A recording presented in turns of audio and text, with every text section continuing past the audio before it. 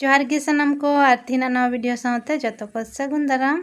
और नितो दो अयुब बेड़ा कना और अयुब बेड़ा इन दो नते नितो दो बात से इन हे अकना तो इन इसकार दो बना गो लहा रे हे अकना तब तो उनी दोने घास गे ना छुटे अकना तो नोंडे पूरा घास अकना और गाछी को ना बड़ती अकन तेले मेंदा चलो घास गे कते बन रोहय का और नोते दो ना उल दारे रोहय हुई लेना से ओना खातिर ते ना 2-2 साल खना रोहय बांग हुई अकन गया हुड़ू आदो नते दोमे घास अकना आदो ना घास गे कते गे ना ले रोहया उनका मन सी को बाय जुतुक कन गया और ट्रैक्टर आदेर हों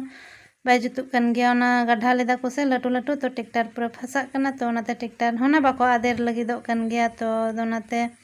गे फाँक दाले और उनका गे ना नाहेल तेगे ले सी ñoगा और रोहय हुयुआ तब और गोदना लहारे हे लेनते ना गे छुटेव कना और इन दो नय नितो गिन हे अकना और हे कते ना इन दुलु ñoगो कना थोड़ा गन जिराव ñoगो कना और नय तिन दातरम को और गोदो पूरे छुटे उतर कना नते तो सेता से लगे लेदा और ने घास तिना ते ñeloग कना नितो पुंजी अकदा तो ओना गे ना नितो दो गे अकदा नते ना बाकी कना तब गे दो तिहिन लिंग पुरावे आसे बांगा हा नितो मा पूरा ना अयुब गदोआ मिद घड़ीते सेता बेड़ा गे जहां तिना गे कमी कना अयुब बेड़ा मा ना नासे तेगे अयुब गदोआ तो दिला इन गे बड़ा हो लगे और बांखे ना अयुब गदोआ खाय ना बलिन पुरा दाड़े गया तो ñel दाली हा पुरा दालिन से